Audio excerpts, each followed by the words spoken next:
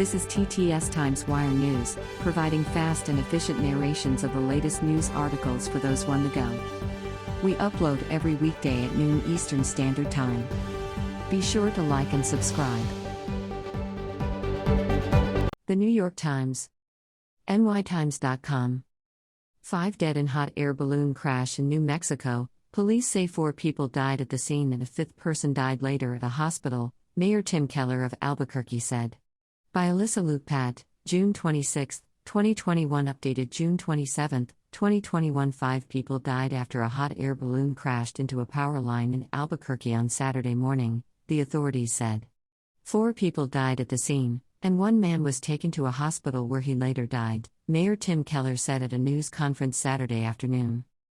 The victims who died at the scene were identified as Susan Montoya, 65, Mary Cisneros Martinez, 59, Martin Martinez, 62, and the pilot, Nicholas Molesky, 62, New Mexico State Police and the Albuquerque Police said in separate statements on Sunday. Another victim, John Montoya, 61, died at a hospital. A hot air balloon ride was on Ms. Montoya's bucket list, and the staff at Georgia O'Keeffe Elementary School, where she worked as an assistant principal, bought the ride for her and 3 guests. Scott Elder, the superintendent for the Albuquerque Public Schools District, said at a news conference on Sunday. Ms. Montoya was transferring to another school next year and this was a farewell gift to her, he said.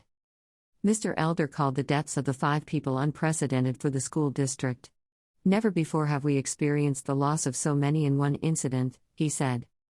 The victims included the Montoyas, educators in the district, Mr. Martinez, a security official in the district, Mr. Martinez's wife, and Mr. Molesky, the pilot who is also the father of a counselor in the district, Mr. Elder said.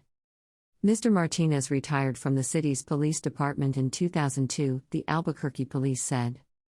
Harold Medina, the Albuquerque police chief, said several of his officers who responded to the crash had to be sent home later because they were so disturbed by what had happened. It took its toll on them, Chief Medina said. In 26 years, it's one of the scenes that hit me the most, because it was just such a beautiful moment that led to such a tragic ending for these individuals involved. The crash happened around 7:34 a.m. local time near a CVS pharmacy on Unser Boulevard and Central Avenue in an area dotted with stores and restaurants. This is going to deeply affect our community, Mr. Keller said, adding that because of the location of the crash, it's likely that hundreds of Albuquerque residents saw it happen. The gondola of the balloon, which was carrying all 5 individuals, crashed into power lines, caught fire and slammed into the street. The balloon then detached and floated away, said Gilbert Gallegos, an Albuquerque police spokesman. It was unclear whether the balloon was falling before it hit the power lines, Mr. Keller said. The gondola fell about 100 feet, said Tom Ruiz, a spokesman for Albuquerque Fire Rescue. The cause of the crash was under investigation, Mr. Keller said. There are always things that can happen, whether it's wind, whether it's equipment, and it's something that our pilots always trained for, he said.